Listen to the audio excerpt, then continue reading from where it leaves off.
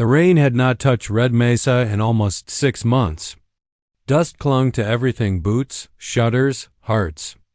Then, one gray afternoon, thunder rolled over the desert like a drum from the heavens, and the sky broke open. Margaret Doyle stood on the porch of the old trading post she ran alone, the hem of her skirt whipping in the wind. At 30, she had learned the sound of emptiness, the quiet after her husband's death, the stillness of land too tired to yield crops, the silence of letters that never came. She had long stopped expecting change. But that afternoon, something moved on the horizon. Through the veil of rain, a dark figure appeared on horseback, slumped and barely holding on. The stallion stumbled to a stop a few yards from her porch, breathing steam into the stormy air. The rider fell, face first, into the mud. Margaret ran forward without thinking. The man was heavy, half-conscious, his long black hair tangled and matted with blood. His chest rose and fell unevenly, and when she turned him, she froze. His skin was dark copper, his features unmistakably Apache. Her heart thudded. The territory was still bitter from years of war. The townsfolk of Cedar Hollow would hang her if they knew she had an Apache in her home. But the man's lips were blue from cold, his wounds deep, his breath shallow. Without another thought, Margaret dragged him through the doorway, bolted it shut, and stoked the fire. Hours passed. Rain kept pounding the roof like it meant to drown the desert itself. She cleaned his wounds with trembling hands, saw the scars that told stories she'd never understand: old bullet marks, knife cuts, burns. Each one looked like a confession of a past he carried in silence. When he finally stirred, his dark eyes opened sharp, guarded, wild. Instinctively, Margaret stepped back. "Where am I?" His voice was deep but cracked. "Red Mesa Trading Post," she said. "You rode in half dead. You should thank the rain, it cooled your fever." He tried to rise, but his hand went to his ribs, pain cutting through him. She placed a hand on his shoulder. "Lie still." For a moment, he stared at her hand on him. Then, with a slow exhale, he obeyed. They said Apache men were fierce as fire, that they never trusted whites. But this one, there was something else in his eyes. Something wounded. Something watchful. "What's your name?" she asked. He hesitated, then whispered, "Taza." Margaret nodded. "I'm Margaret." The firelight flickered between them, casting shadows on the rough walls. Outside, the storm wailed like ghosts that refused to sleep. She handed him a cup of water, and their fingers brushed, brief, electric, unintentional. Neither spoke of it, but both felt it. As the hours stretched, Margaret learned fragments of him. His people had been pushed south, his brother killed by cavalry near the river. He had wandered alone since then, hunted, restless, broken.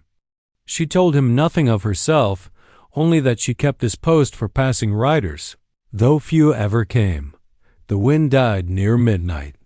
The rain softened to a whisper. Margaret rose to close the shutters, and when she turned, Taza's gaze followed her, not lustful, but curious. Like he had never seen a woman stand unafraid before him. "Why help me?" he asked quietly. "Your people would not." Margaret swallowed, her voice low. "Because you looked like you'd already been left to die once."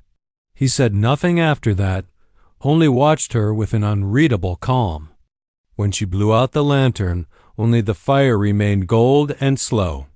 Outside, the world glistened clean for the first time in half a year. Inside, an unease settled, not of fear, but of something unspoken between two souls who had no right to understand each other, yet somehow did. And as Margaret lay awake, listening to the rain fade into the desert silence, she knew with quiet certainty that Red Mesa would never be the same again. By morning the storm had moved on, leaving the world washed in silver mist. The desert, once cracked and lifeless, shimmered with puddles that caught the first rays of dawn. Margaret stepped onto the porch, wrapped in her shawl, breathing in the scent of wet cedar and dust. It had been months since the air smelled like life. Inside, Taza stirred by the fire. The fever had broken, but his strength was slow to return. He sat shirtless, the blanket pooled at his waist, his bronze skin catching the flicker of light. The tribal jewelry at his neck glinted faintly, beads darkened by rain and time. His eyes followed her every move, sharp, cautious, but not unkind. "You should eat," she said, setting a tin plate with cornbread and dried venison before him. He didn't move at first. "You trust me enough to feed me?" Margaret met his gaze, steady and unflinching. "If I didn't, you wouldn't still be here." Taza gave a small grunt that might have been a laugh. He broke the bread slowly, as if unsure what gesture meant safety in this woman's world. When he finally spoke, his tone softened. "You are not afraid." "Fear's a waste of time," she replied. "I've already lost everything that mattered." He studied her, the way her eyes drifted to the empty chair by the fire, her late husband's. She had said nothing about him, but the air told stories. Taza respected silence. Among his people, silence carried truth. He nodded toward the trading post walls, where rifles hung and dried herbs dangled from hooks. "You live here alone?" "Used to be with my husband," she said quietly. "He ran freight to Tucson. Didn't come back." Taza didn't offer comfort, he simply listened. That somehow was worth more. As the sun rose higher, a horse's whinny broke the stillness. Margaret's breath caught. She hurried to the window and peered out the glint of metal. Two riders from town, their hats low, their coats heavy with mud. Her heart sank. "Stay out of sight," she whispered. Taza slipped behind a wooden shelf. Silent as smoke. Moments later, the door swung open and Sheriff Cullen stepped in, his boots clapping the wet floorboards. His deputy followed, eyes narrow. "Mornin', Miss Doyle," the sheriff drawled. "We heard tell someone rode through the canyon last night. Big fella. Didn't stop in town.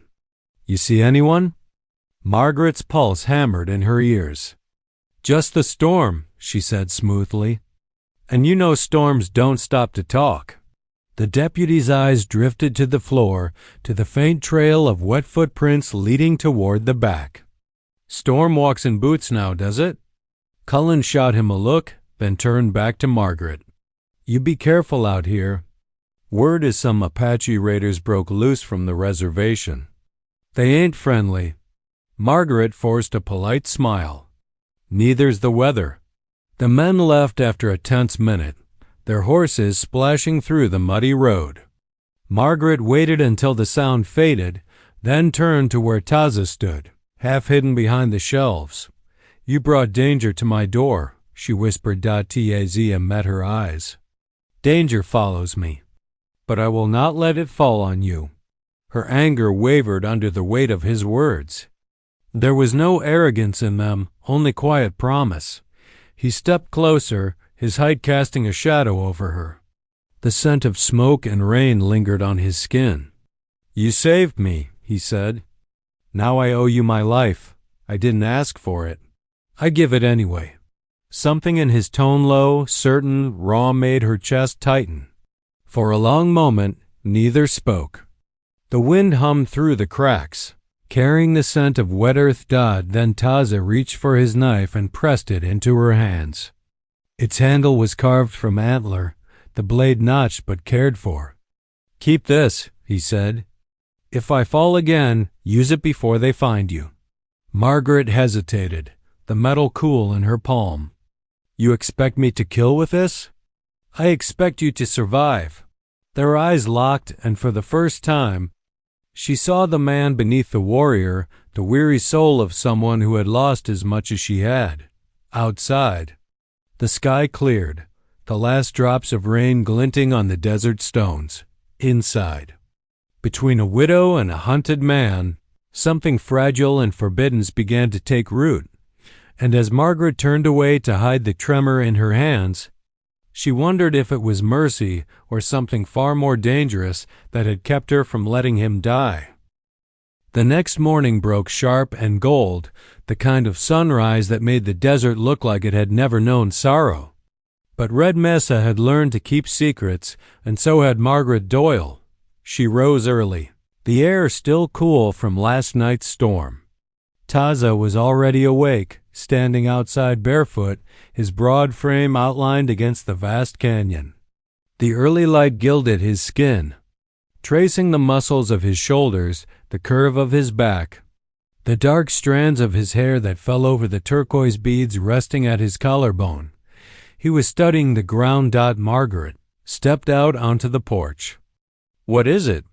He pointed to the earth, where horse tracks pressed deep into the mud, leading away from her post toward the south ridge. "Sheriff's men," he said. "2 horses. Same ones who came yesterday." Her stomach turned cold. "You think they'll be back?" Taza's expression didn't waver. "They'll return. They saw the tracks of mine. I covered some, but not all." Margaret glanced down at the ground, realizing the faint outline of a bare footprint beside her door. "A single careless sign could ruin them both. They won't believe I didn't know," she murmured. He turned to her, eyes dark and steady. "Then we make them believe something else." Before she could ask, he walked to his horse tethered by the corral, now rested and strong, and began wiping away mud from its hooves with a strip of cloth. His movements were efficient, almost ritualistic, every action purposeful. Watching him, Margaret realized how different he was from the men she had known. Her late husband had been kind but weary, broken by loss and drink. Taza carried his grief like armor, quiet, unyielding. She brought out a canteen of water, and as he reached for it, their hands brushed. Neither pulled away.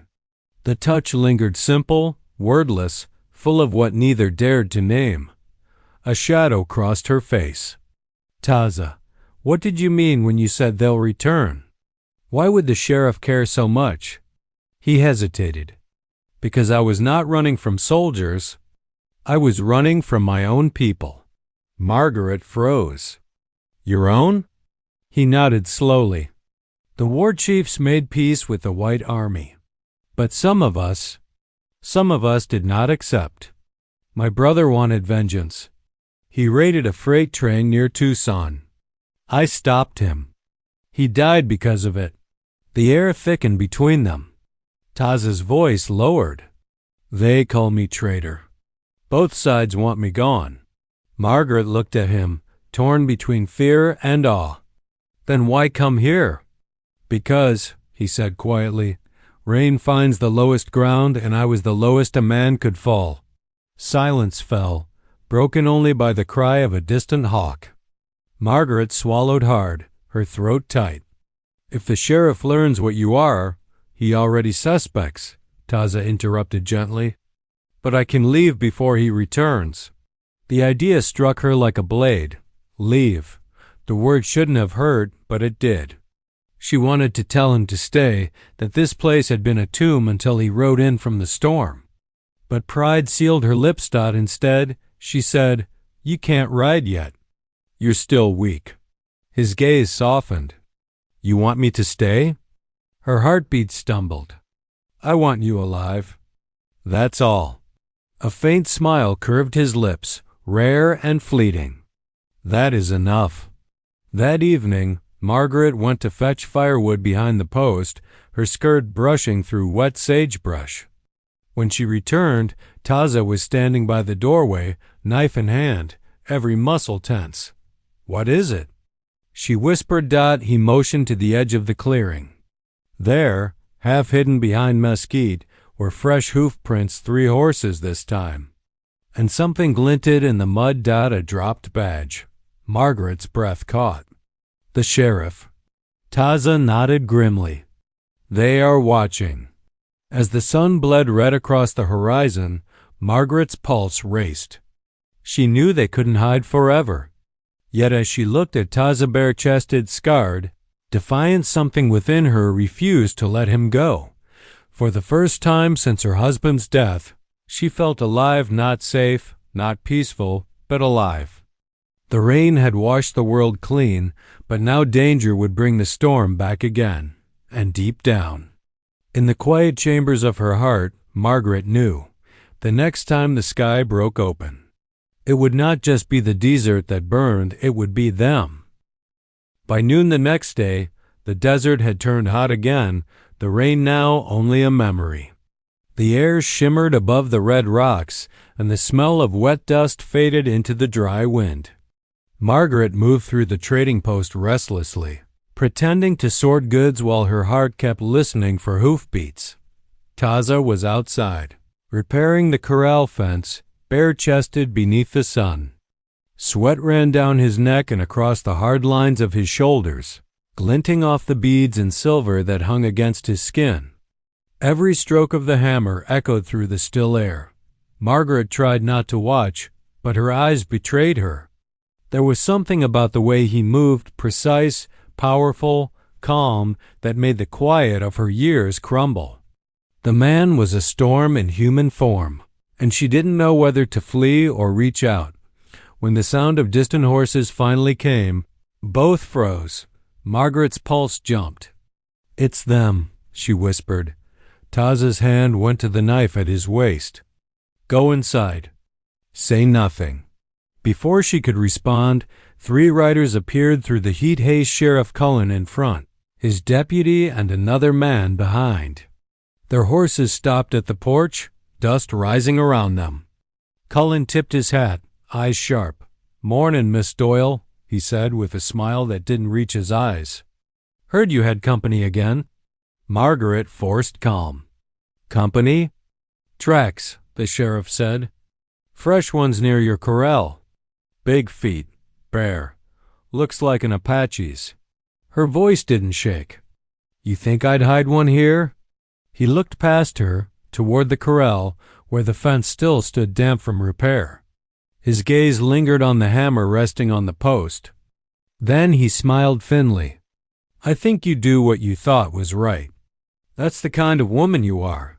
Behind the house, Taza crouched low, hidden among barrels and brush. He could hear every word. The sheriff's voice carried steady, testing. Margaret crossed her arms. "If you're done insulting me, Sheriff, I have work to do." Cullen's horse shifted, restless. He leaned in. "If you see anything, you tell me. There's a bounty out for a half-breed outlaw named Taza. Word is, he's dangerous, killed one of his own to side with the white man." Margaret's throat tightened. She didn't speak. Cullen studied her a long moment, then nodded toward the hills. "Be careful, Miss Doyle. Not every storm brings rain." The riders turned and left, dust curling behind them. When they disappeared beyond the ridge, Taza emerged silently from behind the post. His expression was unreadable, but his jaw was set tight. "You heard him," Margaret said quietly. "They'll be back." "I won't bring ruin to your door," he replied. "Don't you dare," she snapped, surprising herself with the force of her voice. "You walk out there now, they'll kill you before you get past the canyon." He stepped closer. "Then what do you want me to do, Margaret?" Her name in his voice, it wasn't English. It was something older, softer. It stole the breath from her chest. "Stay," she said finally. "Just until it's safe." Taza looked at her for a long time, the firelight from the hearth catching in his eyes. Then he nodded slowly. "Until it's safe," he echoed. That night the wind changed again. Clouds rolled in from the east, heavy and dark. Margaret lit a single lantern as thunder rumbled in the distance. Taza stood near the door, watching the sky. "More rain," he murmured. She moved beside him. "It doesn't come often. But when it does, it changes everything." The first drops hit the roof, soft at first, then heavy, steady. Lightning flared, turning his skin to bronze fire. Margaret reached out without thinking, her hand brushing against the beads at his neck. "You should rest," she whispered, though neither of them moved. His voice was low. "You're not afraid of me?" "No," she said. "I'm afraid of what happens if you leave." For a heartbeat, they stood motionless as the rain fell harder. Then slowly, carefully, Taza reached up, his fingers grazing her cheek, tracing the line of rainwater that slid down from her hair. The world outside vanished in thunder and light. Inside, the silence grew thick, alive with something neither dared to name. And when their eyes met, it was not as a settler and an Apache, not as two people from opposite worlds, but as two souls who had lost everything, and had somehow, impossibly, found each other again in the rain. By dusk, the sky had turned an angry gray again. Thunder rolled across the mesas, echoing through the canyons like drums from another world. The air felt charged heavy with rain, and something more. Margaret paced the trading post, her hands trembling as she bolted the shutters. "They'll be back, Taza," she said. "I saw the dust cloud west of the ridge. They're not far." Taza stood near the window, bare-chested, his long black hair damp from sweat and the coming storm. The flickering lantern light painted his muscles in gold and shadow. He checked his knife and his rifle calmly, his movements precise. "If they come, I will go out first," he said. "You step outside, they'll shoot you on sight. Better me than you."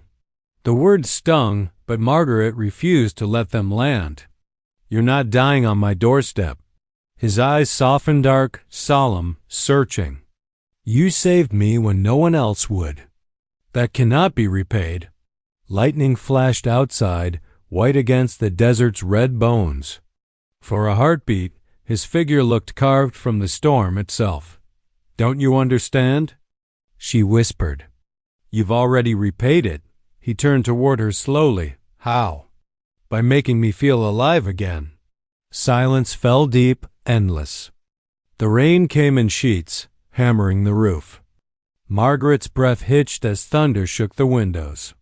And then, as if pulled by something neither could resist, she stepped closer.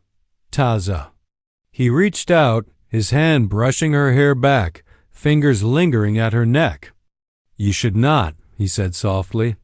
"I should have done many things different," she breathed. "But I'm tired of should." The air between them cracked like lightning. He hesitated, then closed the space between them. Their lips met, slow and uncertain at first, tasting of rain and firelight and years of silence. The kiss deepened raw, desperate, full of everything unspoken since that first storm. For one stolen moment, the world disappeared. When they pulled apart, Margaret's heart was racing. "They'll kill you if they find you here," she said, her voice shaking. Taza's forehead rested against hers. "Then I will die knowing I lived once." The pounding on the door shattered the silence. Margaret Doyle. Sheriff Cullen's voice cut through the rain. "We know he's in there." "Step aside." Her blood ran cold. Taza grabbed his knife, his body tense, ready. Margaret caught his arm. "No, you can't fight them. There are 3, maybe 4. I don't run from men like them," he growled. "Then let me do what I can." She turned toward the door, her heart hammering so hard she could hear it in her ears. The sheriff pounded again. Margaret unlatched the bolt just enough to open the door a crack. Rain blew in, soaking her hair and dress. "Sheriff," she said evenly, "you'll drown out there before you find anything worth shooting."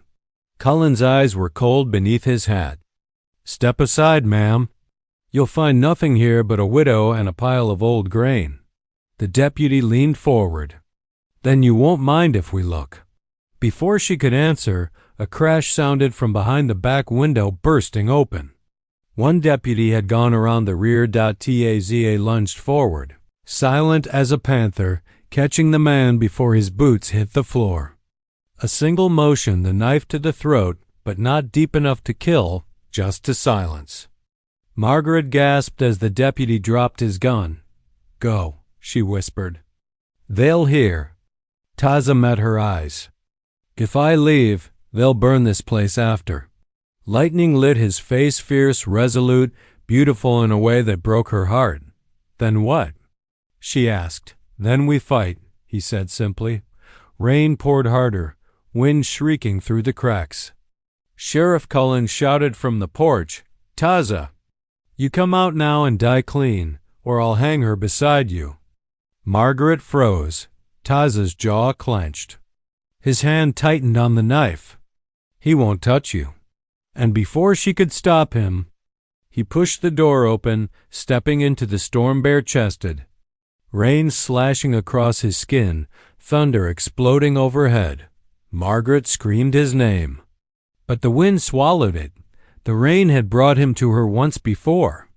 Now it came again, angrier, louder, as if the heavens themselves demanded to know how far two souls would go for mercy, or for love. The storm had not eased, only deepened. Lightning slashed across the Red Mesa sky like a blade, and thunder rolled through the canyons, shaking the walls of Margaret's trading post. The rain fell in silver sheets, drumming against the tin roof, while inside every candle flickered like it feared the wind. Margaret sat near the fire, her shawl clutched around her shoulders, her heart still racing from what had happened. The sheriff's man had left after searching her home, finding nothing but muddy footprints and empty suspicion. But she knew he was still out there. Koa. The Apache warrior had vanished into the storm when the lawman arrived. She'd begged him to run, but his eyes had lingered on her longer than they should have, an unspoken promise between two worlds that could never meet. The door rattled. She froze. Lightning flashed again, and for a heartbeat, his shadow appeared outside the window, broad, tall, unmoving. Then came the sound of the latch, and the door creaked open, letting the storm pour in. He stood there, drenched, his long black hair dripping rain down his bare shoulders. His chest rose and fell heavily as he stepped inside, water streaming from his skin. The tribal beads and feathers across his neck gleamed faintly in the firelight. "Are you mad?" she whispered, her voice trembling between fear and relief. "They'll come back, Koa." "I couldn't leave you," he said quietly, his voice rough as gravel and rain. "You are not safe." She shook her head, stepping closer despite herself. "Neither are you." Outside, the storm raged louder, as if echoing the turmoil within them. The fire hissed when rain spattered from his hair. She lifted a towel from the hearth and approached him. Her hands trembled as she pressed it against his chest, wiping away the water. The warmth of his skin burned through the cloth. He didn't move, only looked at her, those deep, unreadable eyes holding her still. "You shouldn't care for me," he murmured. "A woman like you, with your own world. You don't belong in mine." Her hand paused over his heart. "And yet you came back for me," she said softly. "Maybe I belong right where you are." The air between them was alive with something that neither the rain nor the law could silence. A crack of thunder shook the cabin. Her hand slipped, and he caught it before it fell. His grip was gentle but sure, calloused and warm. For a long moment they stood there, two souls bound by something forbidden and yet undeniable. "Koa," she whispered, her voice barely audible. He leaned closer, his breath warm against her skin. "If I touch you, there is no going back," he said, his voice thick with restraint. "Then don't stop." Her words broke whatever wall he had left. He cupped her face in his hands, his thumb tracing the line of her jaw as if memorizing it. The fire crackled behind them. Outside, rain pounded harder. When his lips met hers, the world vanished. The wind roared around them, the storm screaming at the windows, but inside, time stood still. His kiss was fierce, searching, filled with every danger they both knew. Her fingers tangled in his wet hair, pulling him closer until there was no space left between them. And then, just as quickly as it began, he pulled away. "Tomorrow," he said, his breath unsteady, "I must go north. The soldiers come for my people." Margaret's heart sank. "Then I'll come with you." His eyes softened. You wouldn't survive where I go. You think I survive here? She said, tears mixing with the rain on her cheeks. They already treat me like a traitor for helping you. My world ended the moment you walked through my door. For a moment, his jaw tightened, fighting the truth of her words. Then he reached up, brushing her cheek with the back of his hand. When the rain ends, he said, I will return. If the fire still burns, I'll know you're waiting. And just like that, he turned and stepped out into the storm again, disappearing into the thunder and the endless desert night. Margaret stood by the door, hand pressed to her lips, the taste of rain and his kiss still lingering. Outside, Red Mesa burned beneath the lightning, wild, alive, and untamed, just like the heart she could no longer control. Weeks passed. The storm that had washed the desert clean that night had given way to silence, an endless hush over Red Mesa that felt heavier than thunder. Margaret woke each morning to the same horizon, empty and pale, wondering if she'd dreamed it all. His eyes, his voice, his kiss, and the firelight that the world around her went on, pretending nothing had changed. The sheriff stopped coming by, though his eyes still followed her whenever she rode into town for supplies. People whispered in corners. She's gone soft for a savage, they said. She ignored them, just as she ignored the ache in her chest that grew stronger with every sunrise. Every night, she lit the fire. Every night, she waited that the Apache warrior had told her. When the rain ends, I'll return. But the desert had been dry for 27 days. One evening, as the wind howled across the mesas, Margaret stood at the porch railing, clutching her shawl. The sky was bruised purple, heavy with clouds again. Lightning flickered far away, painting the canyons in ghostly silver. She felt her breath catch rain. It was coming back. The first drops hit the dust like tears. Then she heard it hooves. Her heart stuttered. She ran to the edge of the porch, peering into the storm-dark plain. Through the sheets of rain, a figure emerged, tall, broad, and unmistakable even through the haze. Koa, she whispered. He rode bareback, drenched and fierce, his long black hair plastered to his back. His chest gleamed with water, and the turquoise and bone beads around his neck swung as his horse slowed. Lightning flashed again, and for a heartbeat, she saw the exhaustion in his eyes, but also something deeper, something unbroken. He dismounted slowly, his boots sinking into the mud. When he reached her, he said nothing. They only stood there, rain pouring between them, thunder growling like the memory of their last night together. You came back, she breathed. I said I would, he replied quietly, his voice rough, almost trembling. The soldiers are gone. My people crossed north, safe now, but He paused as if afraid of the words. I could not leave without seeing you again. She stepped forward, and for a moment, all the world vanished but the sound of rain and their hearts beating through the storm. I thought I'd never see you, she whispered, tears mixing with the rain. They said you were killed. I was close, he said, his eyes meeting hers. But your fire, I saw it burning from the ridge 2 nights ago. It led me home. Her breath hitched. Home? He nodded once. If you'll let it be. The wind caught her shawl and tore it from her shoulders, but she didn't chase it. She took his hand instead, calloused, strong, trembling just slightly. You're not supposed to be here, she said. They'll hunt you again. Then I'll stay where the rain hides me, he said softly. Here. Lightning tore the sky open above them. She saw him clearly now, mud streaked across his skin, scars new and old, the storm turning his hair to black fire. He looked like the spirit of the mesa itself, wild, wounded, unbroken. I don't care what they say, she said. Let them whisper. Let them hate me. I'm done living for their mercy. Koa looked at her for a long time. and something in his chest eased like a man who had been holding his breath for a lifetime. Then he pulled her close, and the world dissolved into rain. Their lips met again, not rushed, not desperate, but real. The kind of kiss that said what words couldn't, that two worlds could touch, even if just for a heartbeat, and not burn. When they finally broke apart, the firelight from the cabin flickered behind them, glowing against the storm. Koa brushed a strand of wet hair from her face. "When the sun rises," he murmured, "the land will dry again. But this," he touched her heart, "will not." She smiled faintly through the tears.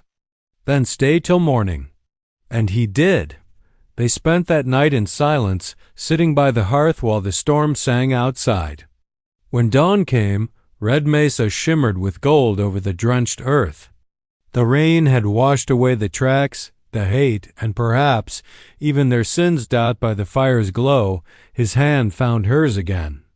No promises, no words, just two souls who had chosen to exist in the space between worlds, between thunder and peace, between love and exile. As the first light broke across the mesa, she leaned her head on his shoulder, whispering, "You kept your word."